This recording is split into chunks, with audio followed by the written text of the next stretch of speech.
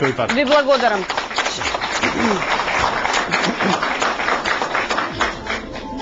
Има еден чуден ментален склоп кој што во политиката во Македонија постојано зазема значајно место. Ми се чини дека тоа можеби можеме да го лоцираме како главен проблем на Македонија во овие 15 години. И јас сум во најмала рака запрепастен да се доведеме во ситуација да коментираме за ова прашање дека не треба да се навраќаме на 2001 година, односно да ја ставиме зад нас и да одговориме конкретно на ова прашање. Видете, на ова прашање не можеме да одговориме конкретно ако немаме конкретен одговор што се случи во Македонија 2001 година. Значи, нити сакам некога да го заглавам во 2001 година, меѓутоа обврска за нашата држава е историски да ги расветли околностите. Каква беше таа војна? Што таа војна значеше, како би можеле, ако треба некого да ресоциализираме, да го ресоциализираме. Имате, знаете, поделени мислења. Некој мисли дека некој треба да се ресоциализира, а за истите луѓе некои мислат дека треба да идат во Хаг да одговараат како Љубе Бошковски. Значи, мислам дека не треба меѓу нас да се шири една магла и масовна хипноза, туку треба седеме со ладни глави на маса и да дискутираме за овие прашања, од што се плашиме ние после. Добро, ви благодарам на вашите 60 секунди.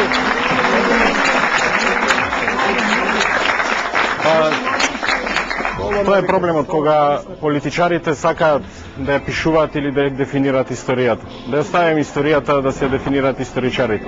За жал во Македонија секогаш кога сме сакале да решиме некој проблем од минатото сме отварале по 2-3. Факт е дека во 2001 година во Македонија имавме конфликт. Факт е дека во декември 2005 година станавме земја кандидат за членство во Европската унија. Тоа не се прави нити со карање, нити со омаловажување на одредени етнички групи, не се кажува за нив дека се симнали или се качиле од планина. Окей. Да, можете, само што обврзно господин Макрадули да застане. Видите, имам право да реплицирам, Не си господја. го губете времето, господин. Значи, фино е вака да ги позитивно дефинираме работите дека сме од 2005 година кандидат за членство во Европска унија.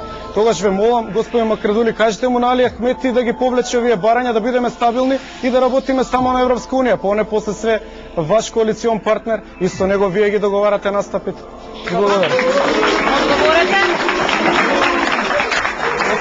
Добро, да го подсетам господинот Филип Петревски и Социјалдемократски сојуз и ДУИ се во опозиција. Прашањето на овој закон сега на владина маса го има поставено ДПА и да видиме дали владата на ВМРО ДПМН ќе го изгласи или не. Ние од 2002 до 2006 не го изгласавме тој закон. Сега на потек е ВМРО ДПМН. Зошто не го изгласите?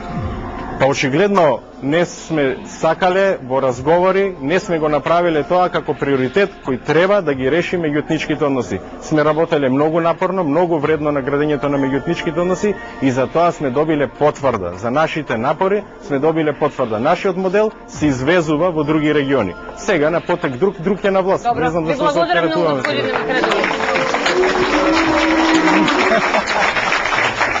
Имате ли вие коментар на овие ставови? Сосема различни.